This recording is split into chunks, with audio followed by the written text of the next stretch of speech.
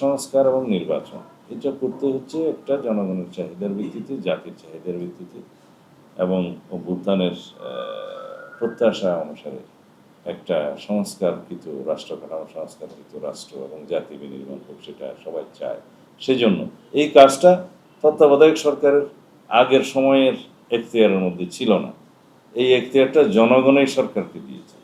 তো সুতরাং এই ইন্টারিম গভর্নমেন্ট বস্তুত তত্ত্বাবধায়ক সরকারের রোল প্লে করলেও তাদের দায়িত্বটা একটু বেশি।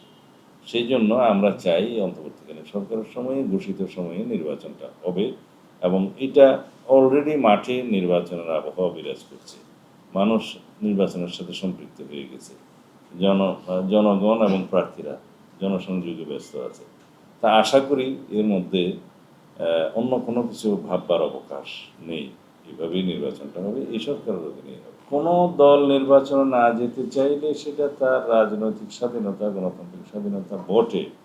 তবে আমরা আশা করব জনপ্রত্যাশার বিরুদ্ধে যে কোনো দল এই নির্বাচনে অংশগ্রহণ থেকে বিরত থাকবে, সেটা খুব স্বাভাবিকভাবে এদেশের জনগণ নিবে না।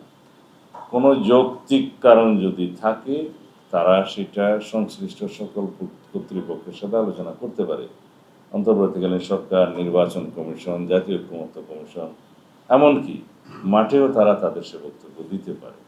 কিন্তু আগামীর নির্বাচন যারা বয়কট করবে বিভিন্ন ঠুনকো বাহানায়, তারা বাংলাদেশের জাতীয় রাজনীতি থেকে ভবিষ্যতে নিজেরাই মাইনাস হয়ে যাওয়ার একটা সম্ভাবনা থাকবে।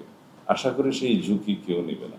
যুগপৎ আন্দোলনে যারা আমাদের সাথে সঙ্গী ছিলেন, তাদের সাথে আমাদের প্রতিশ্রুতি আছে, তাদেরকে সাথে নিয়ে আমরা নির্বাচন করব। এমনকি আগামী দিনে যদি আমরা সরকার গঠনের সুযোগ পাই, তারাও সরকারের অংশ হিসেবে থাকবে। আরেকটা বিষয় হচ্ছে, অন্যান্য রাজনৈতিক দলের ক্ষেত্রে জোটের মধ্যে আমরা আনবো কিনা নির্বাচনী জোটে, সেখানে আমরা বলেছি যে বেশ কয়েকটি ইসলামী দলের সাথে আমাদের আলোচনা আছে।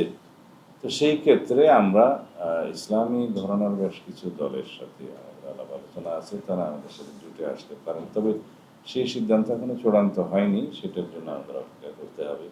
এর বাইরে অন্যান্য যে কোনো গণতান্ত্রিক রাজনৈতিক দল যারা ফ্যাসিবাদ বিরোধী রাজনৈতিক আন্দোলনে ছিল, গণতান্ত্রিক আন্দোলনে ছিল, তাদের মধ্যে যদি কেউ আমাদের জোটে অন্তর্ভুক্ত হয়, সেটা পরবর্তীতে দেখার জন্য অপেক্ষা করতে হবে।